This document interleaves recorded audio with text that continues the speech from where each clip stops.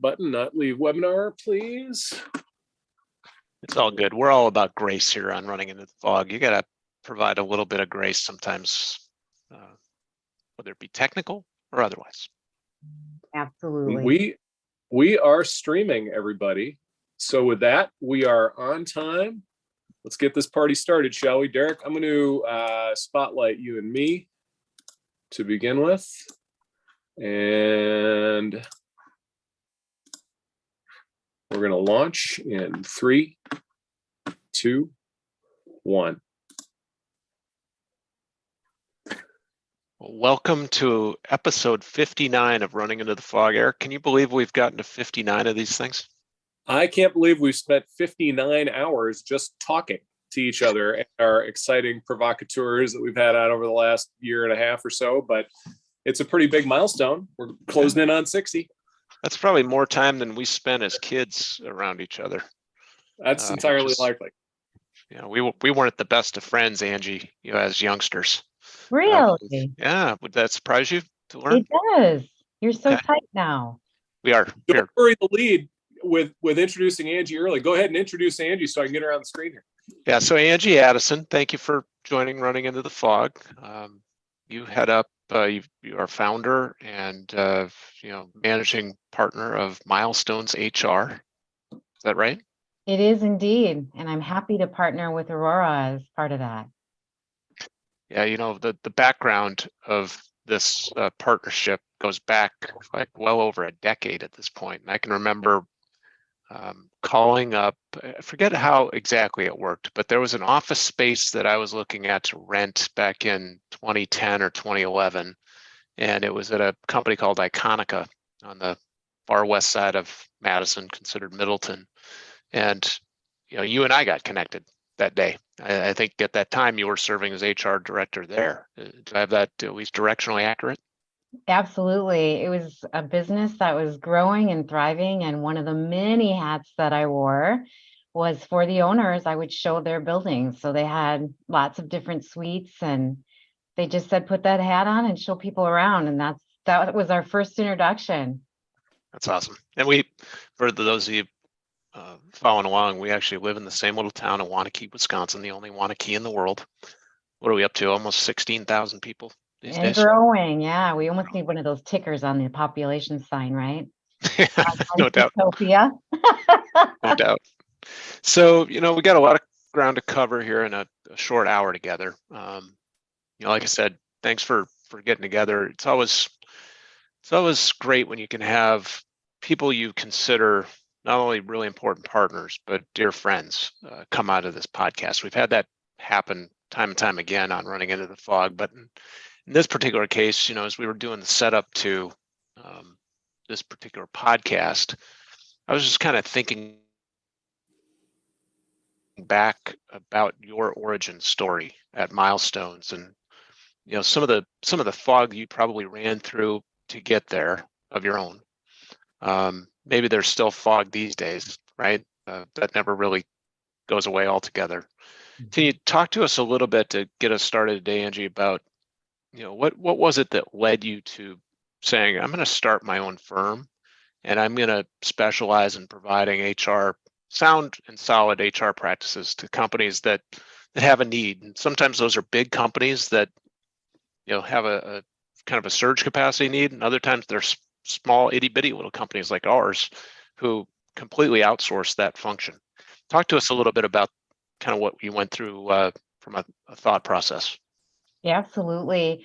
I'm going to start way back when I was a teenager. My mom was an optician and she came home from a job that she absolutely couldn't stand and really felt like she didn't have options. And I thought, gosh, that's what I'm going to spend my gifts on. God's giving me these gifts to help people. And that's what I'm going to do. I'm going to help people work in a space that they absolutely love. And so I started brainstorming that as a teenager, went off to college, got involved in the business administration program, thought, gosh, I can't believe people pay people to do human resources. This is so natural. And I was absolutely loved it.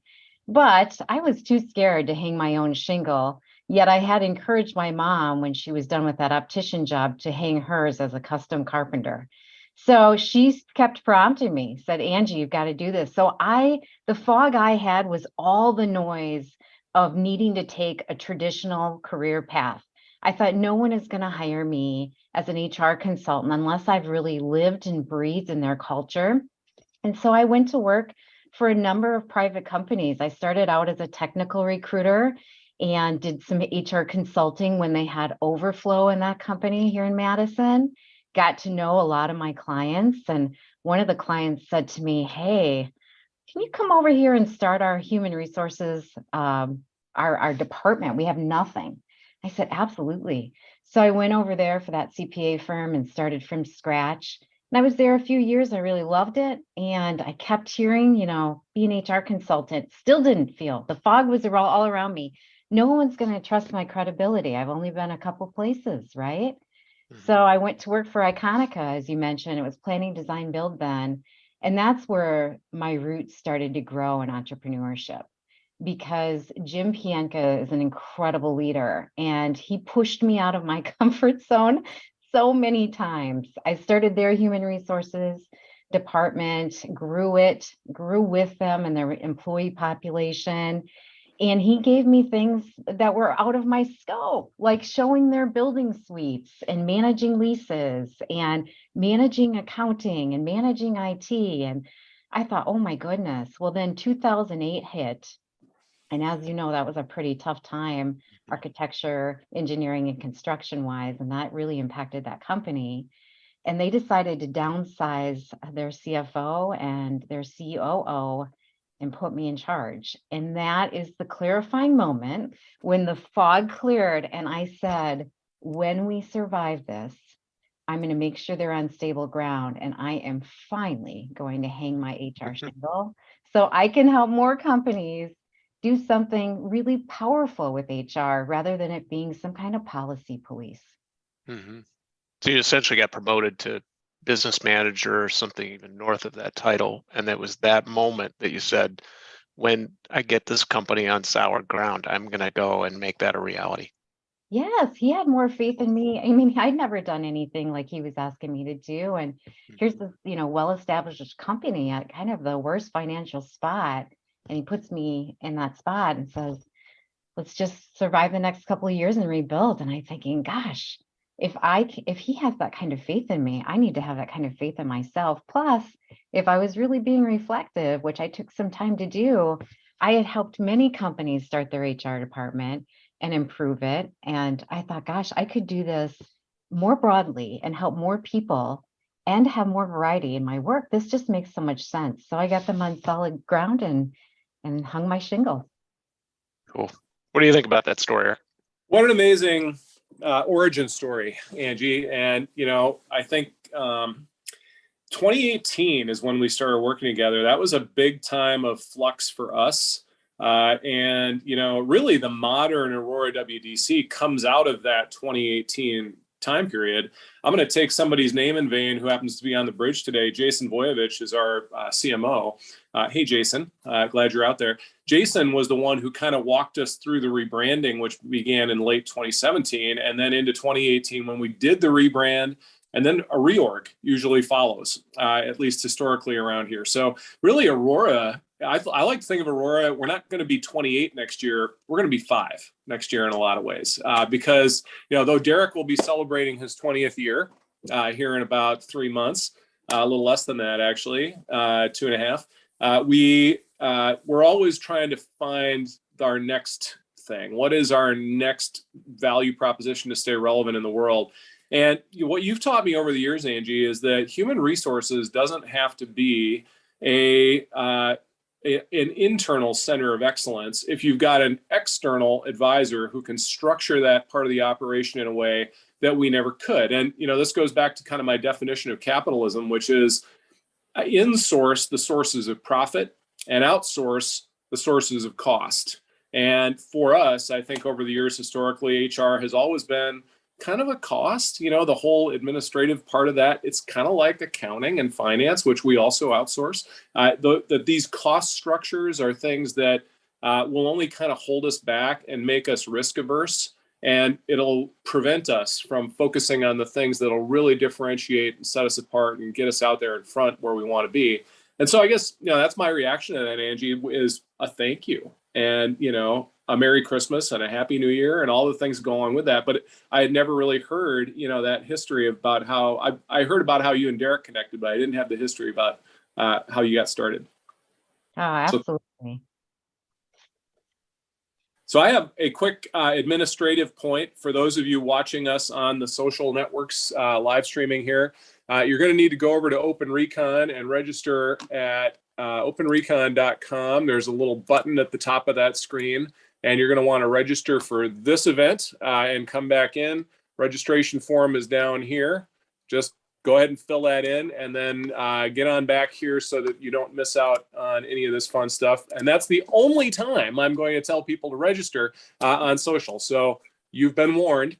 At about 20 minutes from now, we're going to be cutting you off. So if you don't go to openrecon.com and register, this comes to an end for you.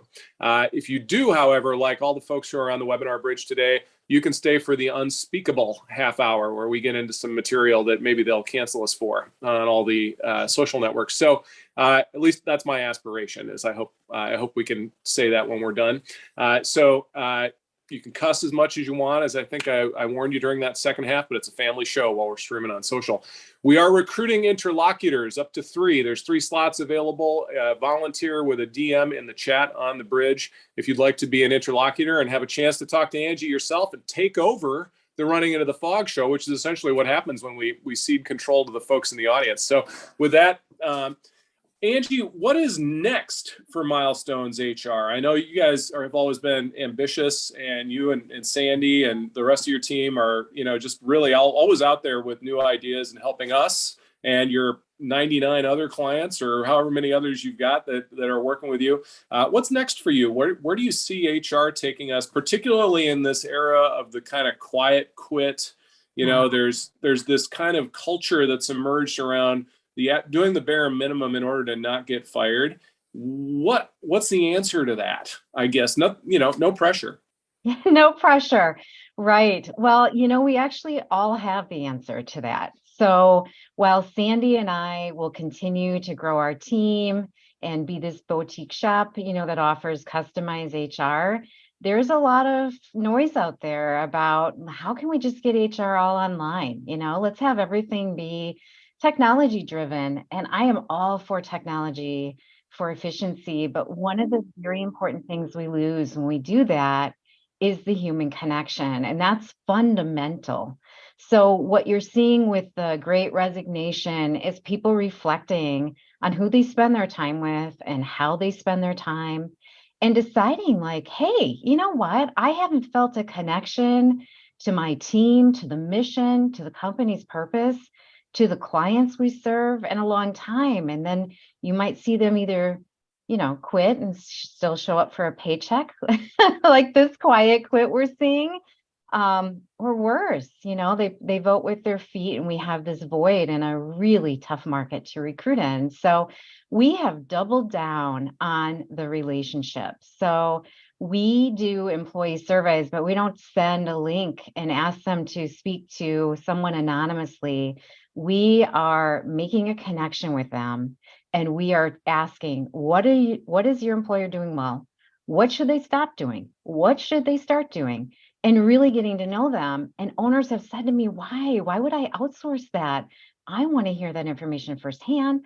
And I have such a relationship with them. And I'll say, you know what? And this is a plug for outsourcing. No matter how great of a relationship you have with an employee, you still have the fundamental power of signing their paycheck. So there's always going to be a touch of holdback, no matter how close you are. Right. We get in there, figure it out, and then we not only report the findings, but report the action plan. So between the Voice of the Employee survey and doing human resources audits, that is where we have doubled down, so we can pull people back together and foster the culture that owners worked so hard to put in place. Putting humans back in human resources. You got it.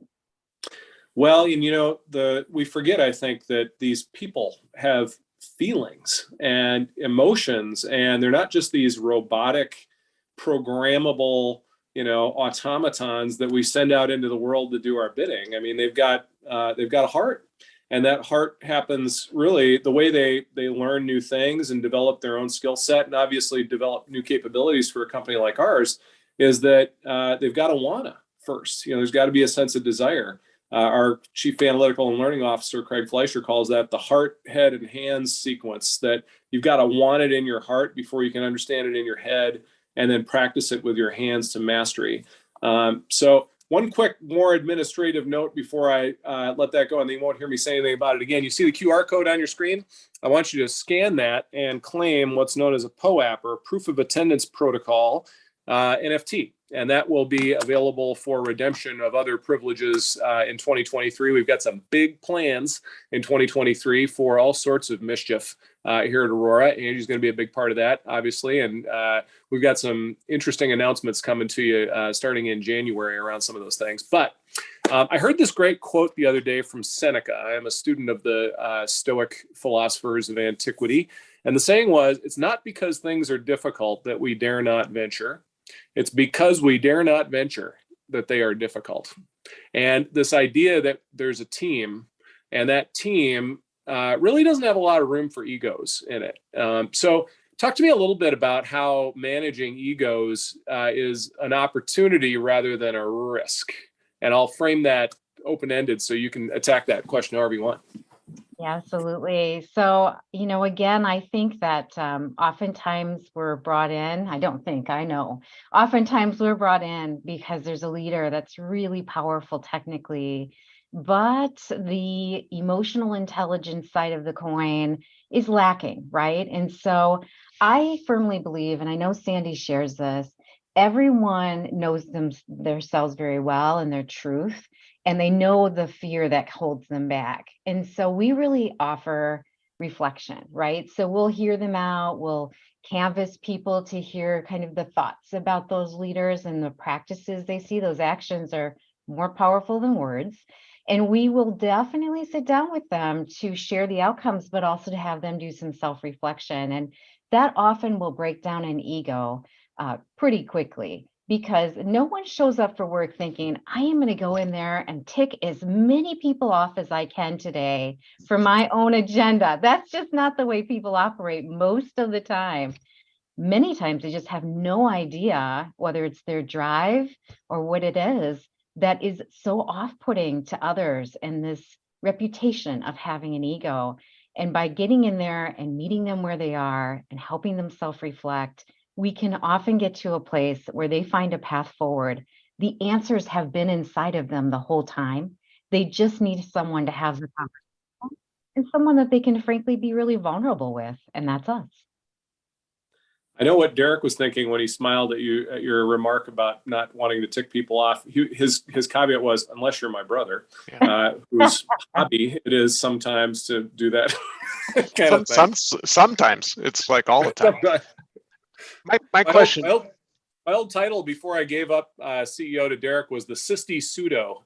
Sisty Pseudo is short for Chief Scare the Snot Out of Them Officer. And it wasn't the word snot. So anyway, Derek, sorry to interrupt you. Sandy, Eric had mentioned how this phenomenon of insourcing profit and externalizing cost. Mm-hmm. I would counter that. In general, I agree with that, but in the context of human resources and just how much it can be an opportunity rather than a risk, I would offer that there is an opportunity to have HR be seen as a strategic weapon for pretty much every business. Absolutely. And to insinuate that it's a cost center, I think probably unfairly paints it more tactical than it really is in that regard. So that's my only sort of caveat on what you were saying, Eric. I understand what you really meant. My question to you, Angie, would be, how have you seen companies, small, medium, and large, use HR really in way of it being or becoming that strategic weapon? And everywhere we look, and obviously it's big companies these days where we're seeing mass layoffs. Mm-hmm. Maybe they overgrew, they over recruited. Now they're having to shed employee count. I might refer to that as mismanagement of the business. But that's just what big companies do. And I'm not quite as aware, because it's not in the news, of whether or not that's actually a practice at small and medium-sized business. I take a lot of pride in the fact that it's not at our business. But what do you think in terms of that HR function having that opportunity to become truly a strategic weapon to the leaders if they do it correctly? I'm 100% behind you. We can point to several business cases where that success has played out. So first off, maybe stepping back, outsourcing HR is a strategic move in itself. I know that many small to medium-sized companies will think, well, I'm only going to outsource HR because I don't need to pay for a full-time HR person, or we don't have the needs full-time.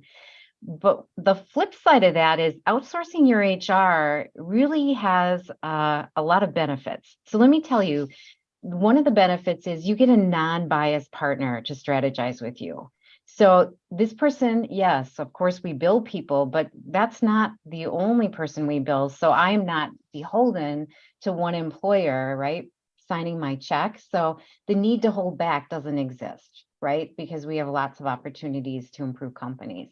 The other piece is we are not involved in the day-to-day politics that might be the undercurrent there, right? We don't have biases against the folks on your team. And so we can get in there and just look with a fresh set of eyes at what's happening. So something that's maybe happened for years can be diagnosed quickly, and a strategic approach can be had. And the other thing I would say is managers get really comfortable with us because we don't go back and say to the owners, hey, leader A told me this is their big vulnerability. We work with those leaders and we coach them on the right things to do. And then we hold them accountable by having them report out to us. And by the way, anyone they interacted with is going to be checked in with as well. So we know that it happened, and that it happened according to our coaching. So those are all strategic pieces.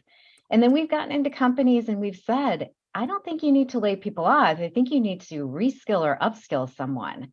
When's the last time you gave them a stretch assignment? You're only looking at them as the person you hired 5 years ago. Like, we don't want the same set of experience, the same expertise 5 years in a row. I want that expanding. So we've made a lot of job ladders for various professions.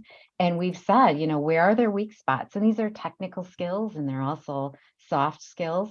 And we've said, where are we going? And how is that going to serve the company 5 years out?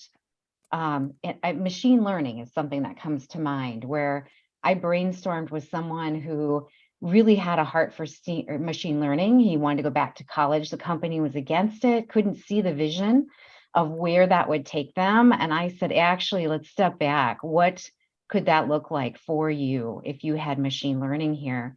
He paved his own way. I helped him along the way, but the strategy was the vision had to be really discovered at the top. And then we made all the steps along the way to get us there. So strategy can come in from a number of places. It's not just about retaining your people. It's how are we going to recruit people when the labor market's not predicted to get better? We have less people.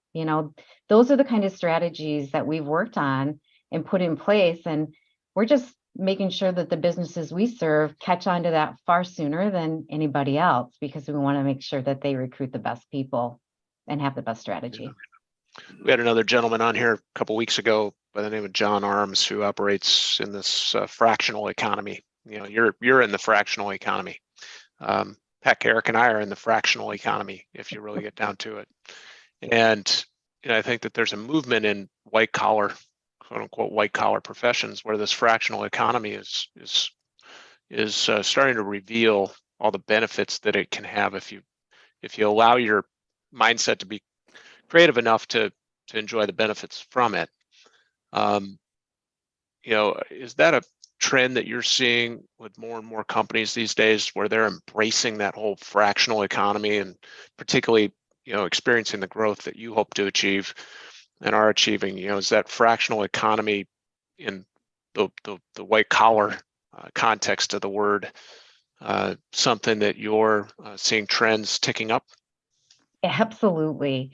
So you can always put someone on, right, in-house, Or could you go out and use consultants like us who have seen many companies, many industries, know the best practices, and bring all of that to your business? I was just on the phone with a client this morning who says, "Hey, Angie, I'd love to bring some of our folks back on site. I'm paying this enormous lease, and I don't really want to continue to have the space for them to be here a couple days a week. What do you see trending?" Well, I'm able to pull from the tech companies that I serve, financial services, accountants, veterinarians, across the board, and say, here's what I'm seeing by industry. Here's what I'm seeing of the creative population versus maybe more of the analytical population. And those are the kind of things that you get with fractional partners, is you get this wide view. What do we always do as owners? We always go out and say, well, what's such and such doing? I'm gonna go ahead and copy that. Well, you don't just need to get one example, one data point. When you use fractional services, you get a wide lens, and you then get to apply it to your business. So I absolutely seeing that continue to surge. I love that. Well, we have a couple of volunteer interlocutors for the second half. We have one slot left, everybody. So for those of you in the audience who want to have your go at Angie here in the second half, you better speak now. First come, first served. And, speaking of that idea of strategically weaponizing human resources, and I like the ring of that. It sounds the way, I'd probably want to use it. The idea that there is this war for talent, and the war for talent, really boils down to everybody's going after the top person, so to speak. What about the 98% of the other people who aren't in that kind of top 2%? What do we do as a society, as a culture, I think, to help them vocationally reorient themselves? And, this has happened over the years. We've been around long enough where we've had people in the wrong seat, so to speak. We don't need to kick them off the bus. We just need to get them to do something else that is valuable. And I guess I'll connect that question with company culture, because I think that's a big part of why people feel like they either belong or they don't belong, is that the culture is either shared values or it's not. And now they've got a terrible boss, so they don't really want to quit the company. They were never really kept by the culture, and now they've got a bad boss and they're going to quit that boss. So, that turnover element is just a killer. And when you can bring people, around to a business and really keep them there, and then keep them excited about being there. I'll just let you start talking I think I had about 4 questions in there, Angie, so forgive me. Well, but what I heard is caring about them as a person and really wanting to empower them and encourage them to use their gifts in your company. And I got to tell you that people are not the same since the pandemic, right? We have people who are incredibly social, learning how to be social again. We have people who were never social, learning to be somewhat social now that they've gotten really comfortable not being. And so they're rediscovering themselves. Why not get in there with them and discover what they can do for your business? Why not dream with them? Sit down and say, there's nothing you can say that's going to change my desire to have you on this team. If you could do anything that you wanted to do professionally, what would it be? How can we help you get there? How does that serve our company? Maybe it doesn't serve the company, and maybe you transition them at some point, but you've helped them along the way. I just think there's so much reflection going on that why we wouldn't be reflecting with them is puzzling to me. And why we wouldn't help them upskill is also puzzling, especially if you have someone with a heart and drive, as you mentioned, someone who wants to be a part of your mission. What else can they do? And this involves some risk, right? You're going to give them a stretch assignment and you're going to coach them to fail forward. So they're going to make mistakes, and that's all right. And we're going to tell them that making mistakes and not being the brightest and best on this is not the assignment. Learning and applying that in our business and pushing forward with expanding your skills is the assignment. So we really have to be open to that. People don't want to be vulnerable, especially as Derek mentioned, with all the large companies doing layoffs. That's scary. But when we have this opportunity to really know them and to dream with them and to improve them, I just can't think of a better recipe for retention and for growth. Yeah, Thank you. it's really cool. Eric gave me a stretch assignment about 19 and a half years ago that I'm still not sure I did very well in. We talk about that. We're writing about this in our book that we're putting together on the missionary and the mercenary. So look for, I think it's going to appear in chapter 2, although we have really no clue. Here's we transition to the next phase of this. Angie, you're obviously in a role where, at times you have to be the bearer of bad news, the person that shows up to deliver a termination, or equally bad news from the recipient's viewpoint anyway. How have you gotten right with that? And I would assume one of the more difficult elements of your job. Can you talk to the group about just kind of becoming at peace with that aspect of what you do? And there might be somebody listening here who also serves in a management capacity that will have to do that eventually. What advice do you have for that person? Absolutely. It is the tough part of our jobs for sure. However, we only partner with companies who have given someone a fair chance to improve. So we often get asked, how do I have a hard conversation? And we walk through the talking points of that so that leader can sit down and say to someone, we're missing the mark. Not the compliment sandwich where you're doing this great, you're missing the mark, I really like your truck, and they miss the whole point. It is none of the fluff up front, just right to the heart of the matter. And by the way, we want to help you improve. Let's brainstorm together and put together a plan and a timeline for you to improve. And if after that, you really think that you can't do the job, we will part ways. They are crystal clear that the timer has started. They know exactly what needs to change. They know it's not working. And if they choose then to leave or you choose to exit them, you can do so with a clean conscience because you helped put out the change. You helped put out there what needed to happen, and it didn't happen for whatever reason. I also keep in mind that sometimes being let go is the best gift because that door maybe needed to close long ago for the company and for the person. Mm-hmm. And the gift of opening a window or another door of opportunity is often termination is the catalyst to that. So those two things make us above board and, we can get right with it. I will tell you, layoffs are hard for us.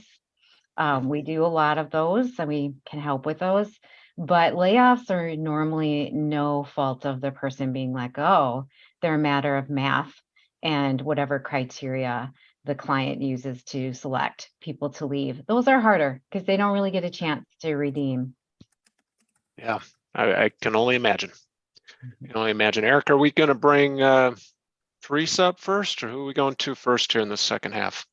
Trying to bring Terry on, rejoining as a panelist. So Angie, meet our good friend and colleague, Terry Thiel. Terry, hang on a second. Let's get the rest of us off of here. She is all yours, my man. But can I just say that Terry's known to drink beer on this podcast, and I'm not sure that that's necessarily the most HR approved practice. Well, it is if you put the right practices in place. We write customized handbooks. And the Bavarian units of the German army by law are required to have a beer ration on a daily basis. Just point that out. I come from a corporate background, and Mike, can you hear me okay? Yep, you sound great, Terry. My experience is that lawyers are feared, HR managers are hated. Yeah.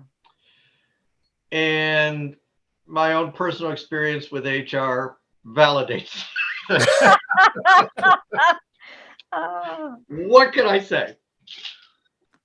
But in large corporations that arguably should be sophisticated, General Electric, AB Electrolux, Lubrizol, you encounter HR managers that